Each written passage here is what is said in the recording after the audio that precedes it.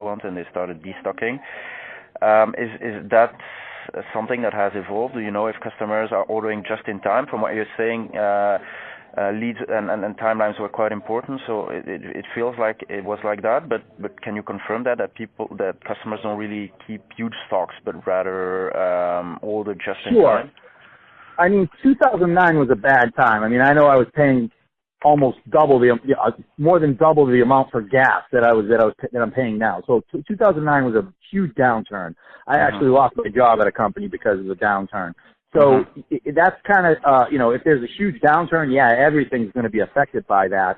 But people aren't really stocking these parts per se. Some customers are, but it's because of the fact that, they are expensive.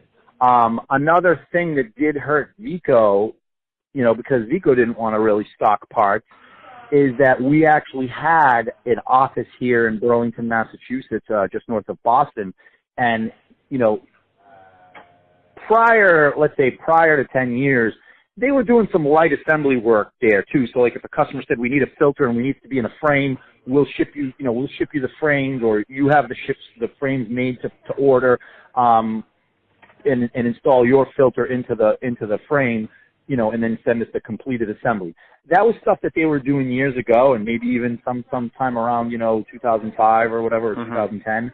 Or in between. I don't know the history too much, and that's information that I could probably get from former colleagues, but I'm not aware of it. But just to from a perspective of a stocking facility only, not a facility where they can put stuff together, do assemblies. From a stocking facility, that actually did hurt Vico a little bit here in the U.S. when they took that facility away, because the people here were smart enough to know that even though it wasn't the quote-unquote Vico way, they needed to stock parts here so that they could keep their customers happy. So when a customer, let's just use Fuji as an example. If Fuji said we need 200 of those plates, we had 200 on hand. So as soon as Fuji would order 200 parts, we would order 200 parts from the factory, and then we would ship the 200 that we had on hand to the customer, and then in the meantime, we would get more. So, or we would ask them, what's your requirement going to be? And they're like, we're going to need 400 in the next 4 weeks. Can you send us 200 now? So we might send them the 200, but order 400 so that when we had to ship them an additional 200 to get their 400, we would still have 200 on hand.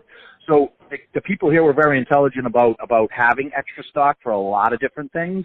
And that may have been viewed as a negative by, the main office or by FPG Prints, specifically, the parent company, but it's what they needed to do to be successful. And, there's a lot of customers that still are customers of Vico, but I'm sure they're not too happy with some of their lead times even now. They've accepted them, but that doesn't mean that in a few years they might not turn around and say, you know what, we're sick of getting them in 4 weeks. These guys over here are telling us that we saw at a trade show are telling us that they can get them to us in 2 weeks or 3 weeks. And if the prototype parts are quality parts, they may lose clients. So there's some things that they need to do to solidify their business here in the U.S. and improve. And even if it's just 2-week lead times to the U.S. and 4-week lead times everywhere else, I mean, I don't know what they need to do exactly, but they definitely need to make some changes, because as you and I know, if they do lose Fuji, things could go south for them very quickly, based on the fact that 95 to 97% of the business in the U.S. is from Fuji. But then again, Fuji has no real option to replace them. Right now, no. But that you have to plan for the future. You have to plan that you're going to lose them in. Let's just say you're going to lose them in 7 years. So in 7 years, you have to have a plan that you're going to have $15 million worth of business new plus regular growth.